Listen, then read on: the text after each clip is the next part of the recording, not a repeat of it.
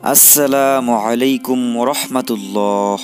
সহজ পথে আপনাদের স্বাগতম। আজকে আমরা জানব পবিত্র মাহে রমজানে কিভাবে নাজিল হয়েছিল পবিত্র কুরআনুল কারীম।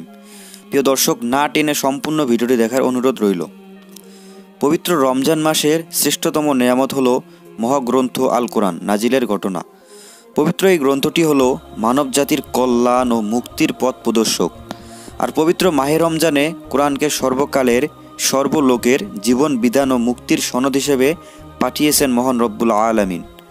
এ বিষয়ে সূরা বাকারার ৮৫ নম্বর আয়াতে বলা হয়েছে, রমজান মাস এতে মানুষের দিশারি এবং সৎপথের সুস্পষ্ট নিদর্শন ও সত্য অসত্যের পার্থক্যকারী রূপে আল কোরআন অবতীর্ণ করা হয়েছে। সর্বশ্রেষ্ঠ ও সর্বশেষ আসমানি কিতাব পবিত্র আল কোরআন দুইটি পর্যায়ে অবতীর্ণ হয়। প্রথম পর্যায়ে লৌহে মাহফুজ থেকে সম্পূর্ণ কোরআন শরীফ একসঙ্গে দুনিয়ার নিকটবর্তী আসমান বাইতুল মামুরে অবতীর্ণ হয়। আর দ্বিতীয় পর্যায়ে নবী করিম সাল্লাল্লাহু আলাইহি সাল্লামের উপর জিবরাইল আলাইহিস সালামের মাধ্যমে প্রত্যক্ষ ওহির মাধ্যমে বিভিন্ন ঘটনা ও অবস্থার পরিপ্রেক্ষিতে 23 বছর ধরে ধীরে ধীরে নাজিল হয়।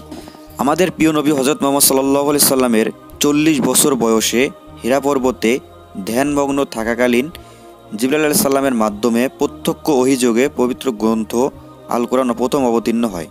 হযরত আয়েশা রাদিয়াল্লাহু তাআলা আনহা বর্ণনা মতে নবী করিম সাল্লাল্লাহু আলাইহি সাল্লামের প্রতি স্বপ্নের মাধ্যমে ওহী অবতরণের সূচনা হয়। অতঃপর তার মধ্যে নির্জনে উপাসনা করার আগ্রহ সৃষ্টি হয়। জানা যায় তখন নবী করিম সাল্লাল্লাহু আলাইহি সাল্লাম হীরা গুহায় রজনীর পর রজনী মহান রব্বুল আলামিনের ইবাদতে মগ্ন থাকতেন।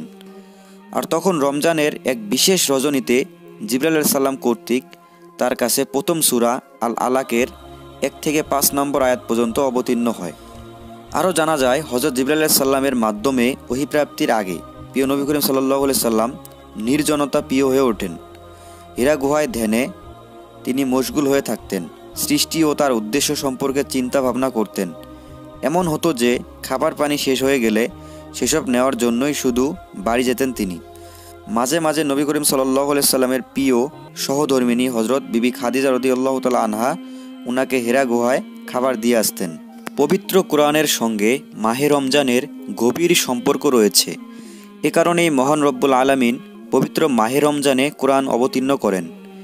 সেই সাথে এর জন্য তিনি কদরের রাতকেই বেছে নেন। আর মহাগ্রন্থ পবিত্র আল কোরআন হলো বিশ্ব মানবতার চিরশান্তি ও মুক্তির মহান পয়গাম স্বরূপ। আর দশম হিজরিতে বিদায় হজের সময় আরাফাতের ময়দানে নবী করিম সাল্লাল্লাহু আলাইহি সাল্লামের উপর সর্বশেষ ওহী নাজিল হয়। সূরা আল মাইদার 3 নং আয়াতে বলা হয়েছে, আজ আমি তোমাদের জন্য তোমাদের ধর্ম পূর্ণাঙ্গ করলাম আর তোমাদের প্রতি আমার নিয়ামত পরিপূর্ণ করলাম এবং তোমাদের জন্য ইসলামকে জীবন ব্যবস্থা হিসেবে মনোনীত করলাম। তাছাড়া পবিত্র রমজান মাসে অন্যান্য আসমানি কিতাব ও অসংখ্য সহিফা নাজিল হয়েছে।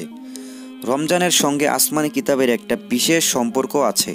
হাদিস শরীফ থেকে জানা যায় রমজান মাসেই হযরত ইব্রাহিম আলাইহিস সালামের উপর সহিফাগুলো নাজিল হয়।